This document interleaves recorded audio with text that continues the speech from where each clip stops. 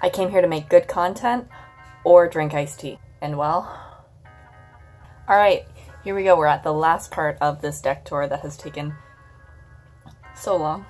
So hopefully in the future, it's not going to be an hour long of deck tech across 3 weeks. I just want to make different content, please.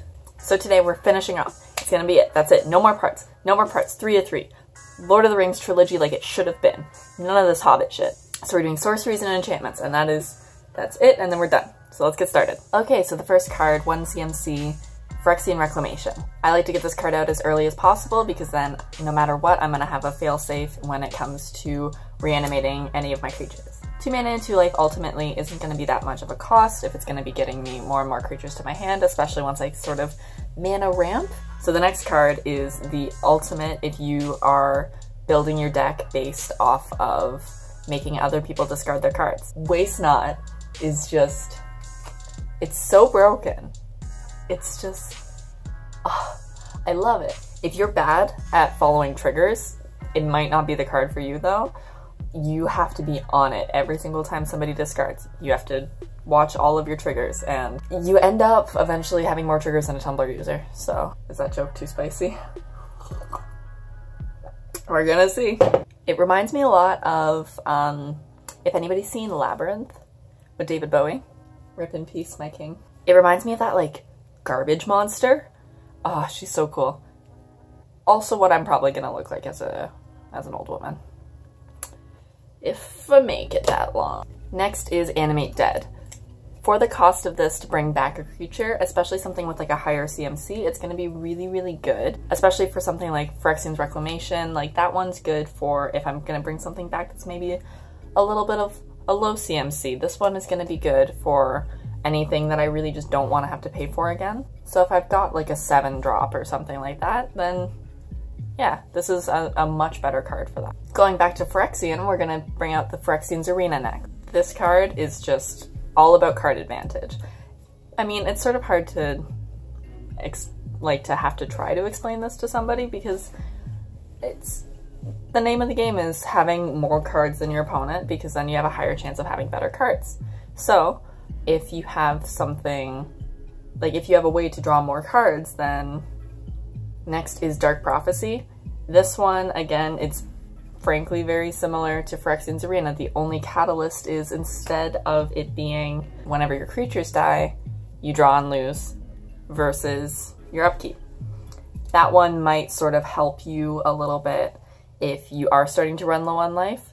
Then it's a little bit more controllable. You can choose if you're going to chump block. You can choose if you're going to use that sack a creature card or anything like that.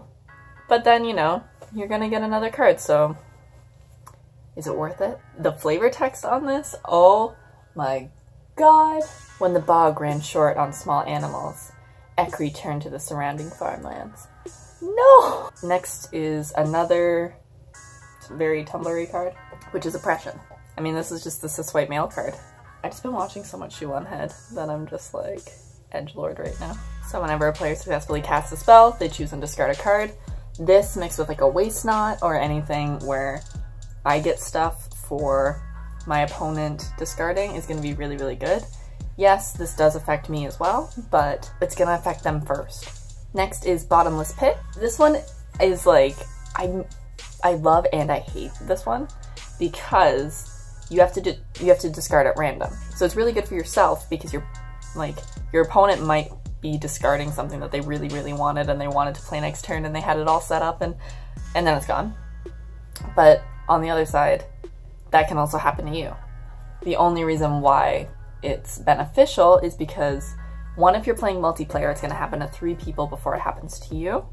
And 2, it's going to affect them first. So, yes, you're still going to be maybe losing something that you really want. Hopefully you'll have enough reanimation cards in your hand that maybe you can bring it back. Or, you know, I played one game once where every single time my opponent just constantly grabbed lands and I was getting rid of everything that he wanted and I was like, I really need to stop doing this and this and this and then I get a double chin. So if that one freaks you out too much, why not try Necrogen Mist? It's basically the exact same card, but you get to choose what you discard. Same pros, same cons. You get to choose what you discard, they get to choose what they discard too though. Maybe it's good to play both. That way, if you've got Waste Not or something like that, they're discarding 2 cards a turn. All right, so next is Greed. To be honest, I don't really use this card very often in my deck. Like, I understand how good of a card it is, but I feel like maybe that synergy is a little bit off, but I mean, it's all for the sake of card advantage, right? Next is Whip of Erebos. Yes, the creatures control have lifelink. Obviously, this one's pretty standard, pretty straightforward. It's not that hard to understand, but I didn't ever really focus on the second half. I tend to be a skimmer when I read, which isn't good because you're supposed to read the fucking card. But the reanimation aspect of everything is going to be really, really good, especially if maybe there's cards that I know that I don't want to keep reanimating over and over and over again. They exile once I'm done with them, so I know I have to use them once and I have to use them well. So next is Grave Pact. This is, like, I think I only have like 2 or 3 proxies left in my deck, and this is one of them because I just haven't gotten around to buy the one with the really, really pretty art. I have this one. I want this one. Like, look at him. The guy in the middle just looks like a bot. Just like casually digging a grave. Don't worry about it. Also, can we tell that I film these videos after work? Okay, next is Painful Quandary, and boy is this card true to its name. I play this card, and occasionally I will just get a reaction of just like, fuck. So whenever an opponent successfully casts a spell, they either discard a card or lose 5 life. Again, this is a card to, you know, sort of play after the ramp. It's a good way to wean down their life, but also to get them to discard cards. It's just good altogether. The incantation at the bottom is just like, it's so edgy and I love it so much, and like the art is really cool. So the next one is Dictate of Erebos, and again, this one is pretty similar to another card. I have a few dupes in my deck, but it's just because the ability is so good that I really just want to be able to play it, and having 2 similar things is, you know, it's going to help me out. So whenever a creature I control dies, my opponent has to sacrifice a creature, which is really good in general, but the fact that I can flash this in is going to be the ultimate. God, flavor text, like, something about enchantments and sorceries, especially in black, the flavor texts are just, they're so cheesy and so hot topic-y, and I just love them so much, and I just, yeah. Can you believe this? I'm like actually like blushing. Can you believe I'm like actually like blushing over shitty flavor text? I am so Caucasian. Okay, next one is Black Market, and this one is really, really good, especially if I plan on sacking a lot of creatures, because it's gonna get me a lot of mana for my creatures dying anyway. This card is especially unbelievably useful if people are into land destruction. Who even thinks about doing land destruction? Like, you have to be a really special kind of evil to destroy lands. And the last enchantment in my deck is Grave Betrayal. So whenever a creature I don't control dies, it comes into the battlefield under my control.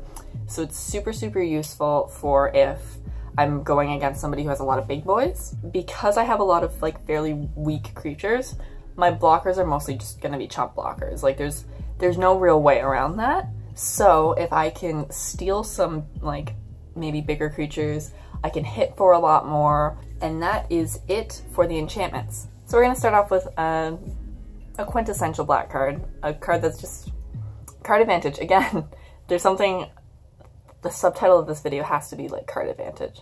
So the first card is Sign in Blood. Draw 2, lose 2. Simple as that. This has one of the most black flavor texts out there.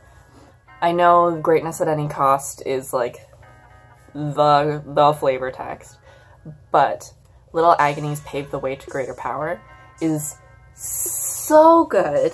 It's so spicy. I love it so much, and I vote this for second.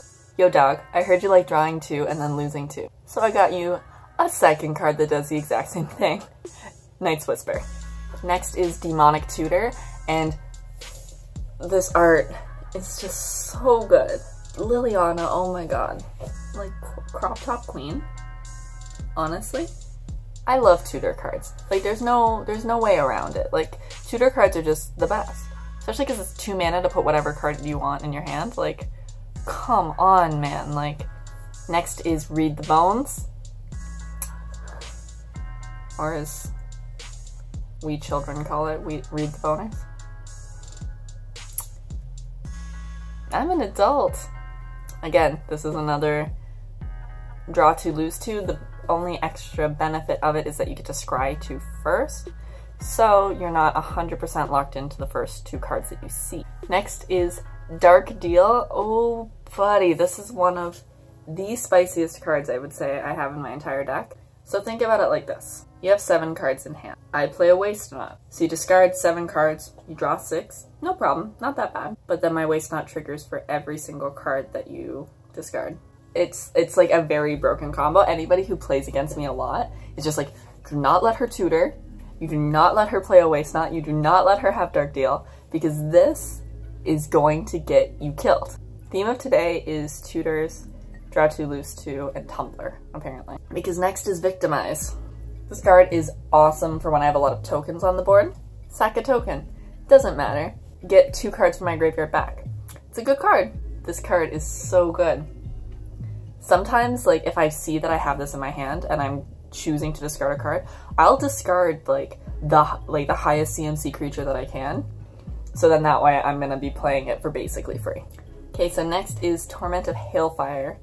And this is such a good finisher. I have a Cryptghast out. I have a Cabal Coffers out. I have this, like, all the mana possible. My black market is also kind of full.